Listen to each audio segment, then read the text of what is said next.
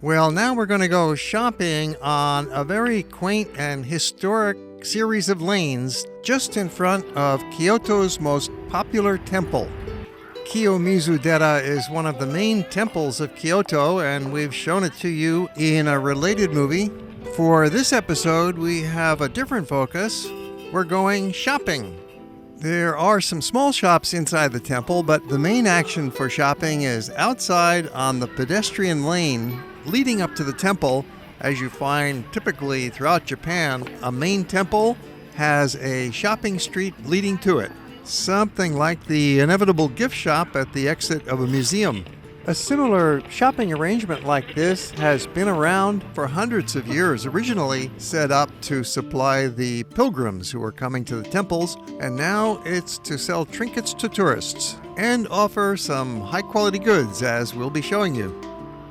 When you arrive here, you could start out with some shopping, or of course you could go into the temple first and then save your shopping for later. It just depends on your schedule and the timing and your preference.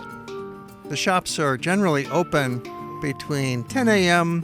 and 4 p.m. or 5 p.m. A typical visitor to Kiyomizu would arrive by taxi, and the taxi will drop you off at one end of the shopping lane. It's a pedestrian lane.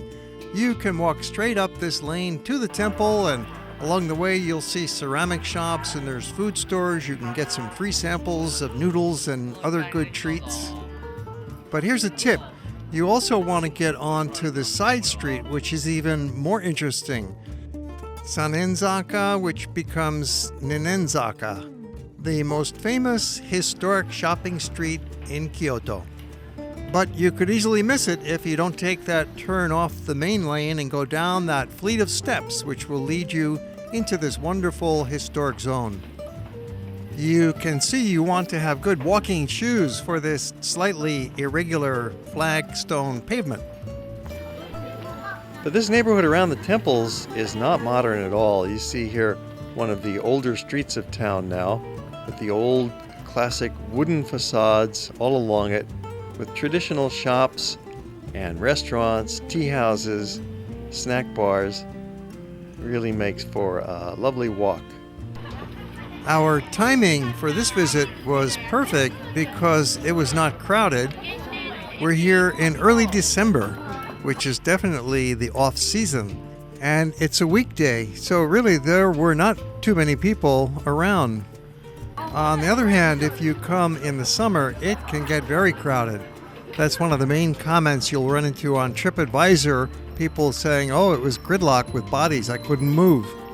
Of course, the majority of comments that travelers have about this street are really favorable. People are just blown away by how beautiful it is, how nice the shops are, and just generally how pleasant this atmosphere is.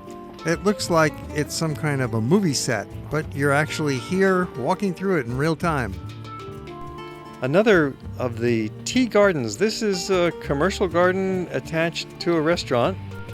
There are a few restaurants along Sannenzaka, but of course this is a touristic place, so you'd be better off eating a meal in the downtown area instead. But you cannot beat this atmosphere. You'll find the vendors are quite friendly, and many of them speak a little English. You can pick from a variety of Japan-made goods. There's fans and bags and wallets, ceramics, lacquer dishes, and some side staircases. There's a residential neighborhood right behind these shop fronts. Ceramics are one of the very popular items for sale here, and they are made not only in Japan, but a lot of it is made right in the Kyoto area. It's a local specialty. Of course, you'll find all of the typical items for sale: fans, trinkets, miniature samurai figures and figurines. You can buy handbags and purses made from kimono material, perhaps a Japanese print or painting to hang on your wall. But some careful shoppers have noticed the prices on these touristic lanes are a little higher than you'll find in downtown, and the selection is pretty much the same everywhere. So keep that in mind, but when you're shopping, if you see something you love, just get it. You might never find it again. And here you might see what looks like some geisha in traditional costume. Or perhaps Maiko, the geisha in training. Maiko, geisha? But no, actually, these are Japanese tourists. It's a tradition here among some younger ladies to get dressed up like Maiko. And you pay about $70, $80 to one of the several costume shops in the area here.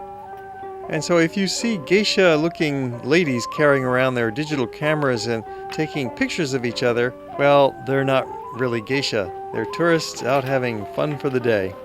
You can also hire a rickshaw driver who will take them around in the district and take their photograph for them, tell them some about the history of the area.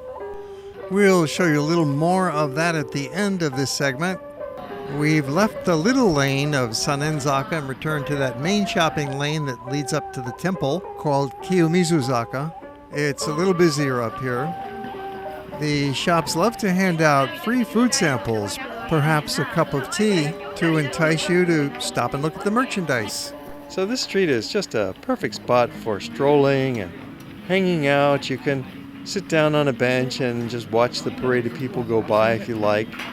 Let's have a look at another shopping lane. This one is out in front of Ginkakuji Temple.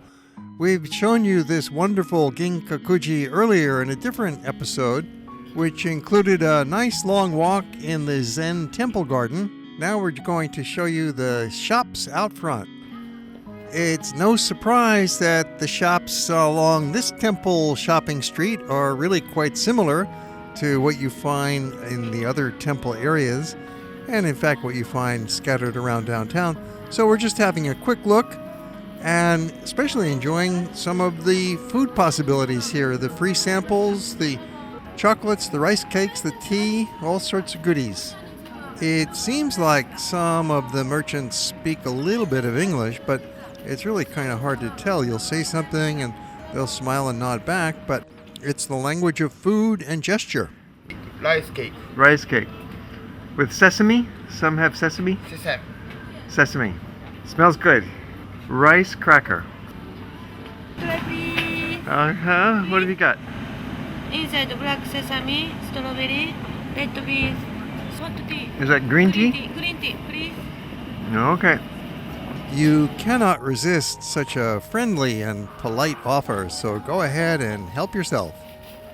You can see it's a fun diversion on your way up to the temple to shop along the way to Ginkakuji, but really the shopping lane over by Kiyomizu-dera is hard to beat. So we're going to take you back over there now and just cut you loose for the next few minutes for the rest of the program to let you enjoy the visuals while we play a little bit of music and show you more of these wonderful shops.